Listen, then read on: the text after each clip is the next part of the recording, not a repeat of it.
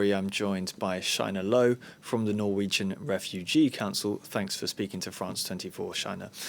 So your NGO has been to Gaza recently. What did you witness?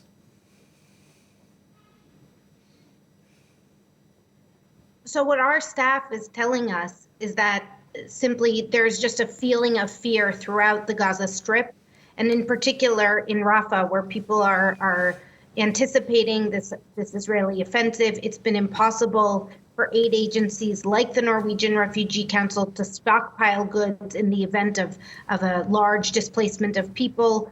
We are very concerned about what could happen in the next few weeks, and we continue to implore world leaders and the international community to push for a ceasefire immediately.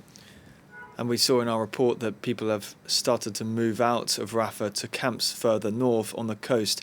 Do you have any information on how many are still at risk in Rafah itself?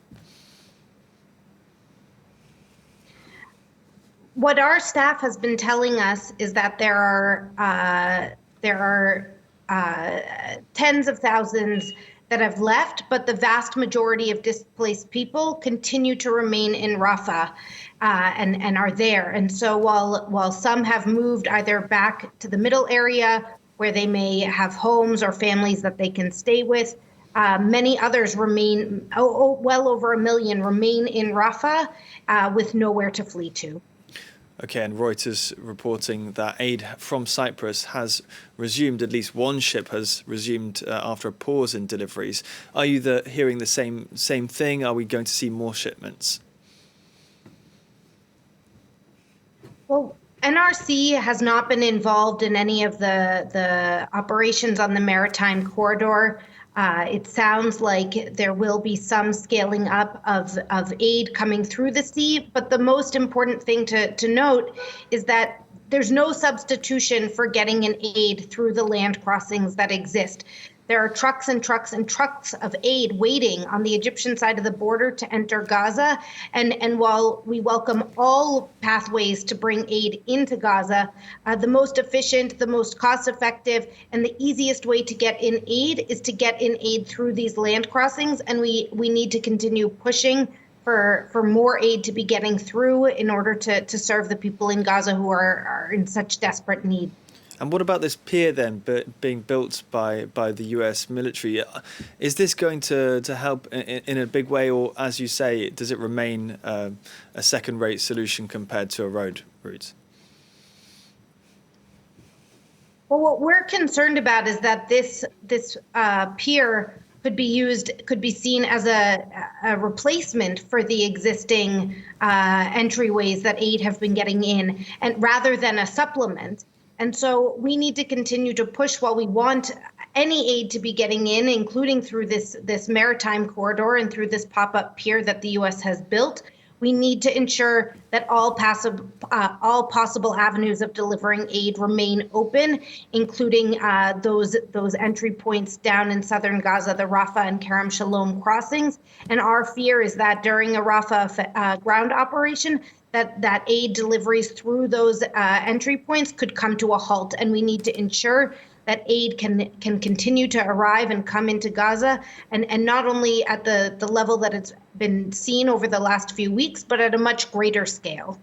And we've seen on Friday the UN saying that Israel hasn't provided evidence to support allegations that workers for its Palestinian refugee agency were involved in the October the 7th attack, but the agency has lost funding as a result of these claims. How might that be impacting humanitarian work in Gaza?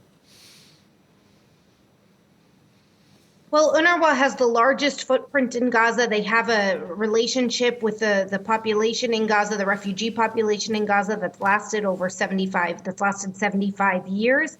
And they're an essential partner for NGOs and other UN agencies in serving Palestinians. Their funds need to be restored as they are the only organization with a large enough footprint and large enough capacity in Gaza to address the needs that are at such a huge scale. And on Friday, again, we saw the EU saying it was giving an extra $73 million worth of food, water, other aid to Palestinians in Gaza. Will this have an immediate impact? Is the aid even going to be able to get there? Well, the impact of the aid that's coming in now, it's important, it's necessary, but it still remains just a drop in the ocean. The amount of aid that is getting in is nowhere near enough to meet the needs that are growing day after day, as we see northern Gaza really on the brink of famine, people continuing to die as a result of malnutrition, disease as the summer weather increases here. People are suffering in the heat, and it's likely that all of the untreated waste that is literally spread around Gaza will lead to a greater spread of disease, and we're going to need to see a desperate increase in aid in order to try and meet the rising needs. And we're hearing not just from you, but also from the World Food Programme that famine is an imminent, dangerous threat. But just tell us more about what a famine in Gaza would look like were it to happen. I mean, we've already seen 34,000 people die as a result of hostilities, over 34,000 people. And should the situation continue as it's been over these last few months, we are fearful that the number of people that could die could well exceed that number, just as a result of preventable disease, malnutrition, dehydration, starvation. We desperately need food, medicine, clean water, and